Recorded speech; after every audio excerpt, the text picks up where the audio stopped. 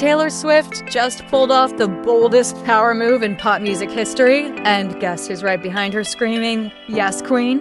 That's right, Selena Gomez is all in as her bestie takes back what was hers all along. This isn't just music business. This is pop culture revenge with glitter and fire. And Scooter Braun? He's suddenly speechless. Taylor Swift just reclaimed the masters to her first 6 albums, and in doing so, she reclaimed her narrative, her art, her history. Selena Gomez was one of the first to publicly shout her pride, and fans are calling it a full-circle friendship moment. But what's the real tea behind this billion-dollar saga? How did Taylor go from being cut out of her own legacy to buying it back on her own terms? And is this finally the closing chapter of her feud with Scooter Braun? Let's rewind the clock and break it all down.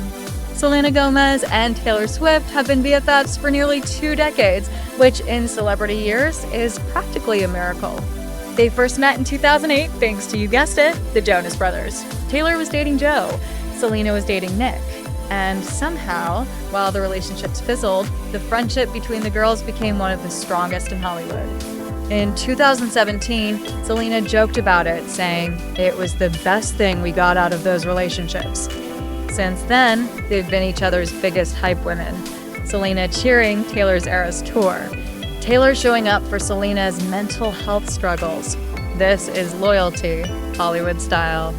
So when Taylor announced she'd finally bought back her masters, that she now owns her legacy, it's no wonder Selena was the first to scream in all caps, "Yes, you did that, Taylor. I'm so proud." Now, let's talk about Scooter Braun, the man who became public enemy #1 to Swifties worldwide. In 2019, Scooter's company, Ithaca Holdings, bought Big Machine Records, and with it, the master recordings to Taylor's first 6 albums. That includes Fearless, Speak Now, Red, 1989, Reputation, and Taylor Swift debut.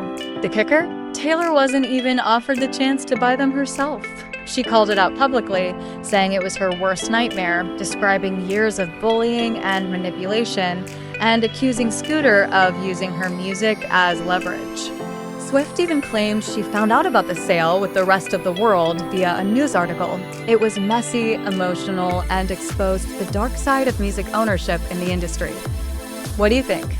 Was Scooter just doing business? Or was this a power play? But Taylor didn't crumble. Oh no, she turned the drama into a master plan.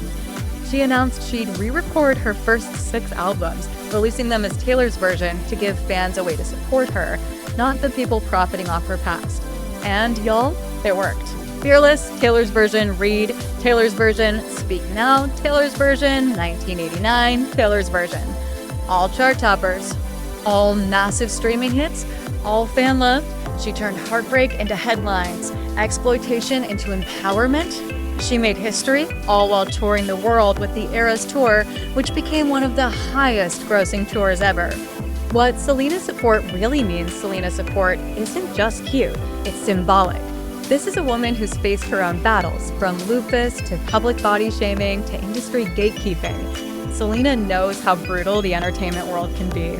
That's why her cheering for Taylor felt like a win for all women in entertainment. These two have been through it all. Public breakups, career criticism, internet hate, industry politics, and still, they lift each other up. Just months ago, when Selena announced her engagement to Benny Blanco, Taylor commented, "Yes, I'll be the flower girl." That's not just friendship, that's family. The internet exploded. Swifties cried. Journalists applauded. Musicians took notes. And of course, Selena Gomez lit up Instagram with joy. Even Scooter Braun asked for a comment, told Billboard, "I'm happy for her."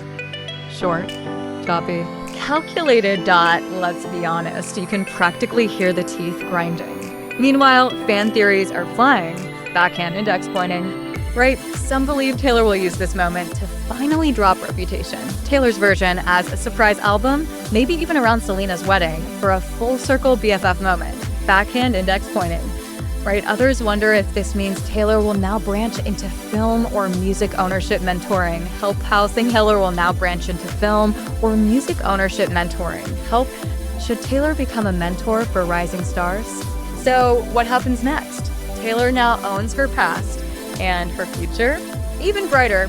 She's a global icon, an industry disruptor, and proof that artists can take control, even when billionaires try to stand in the way. Selena, who's building empires too, with rare beauty, Hulu shows, charting songs, and a wedding on the way. And together, they're showing the next generation that loyalty, empowerment, and owning your truth matter more than anything in Hollywood.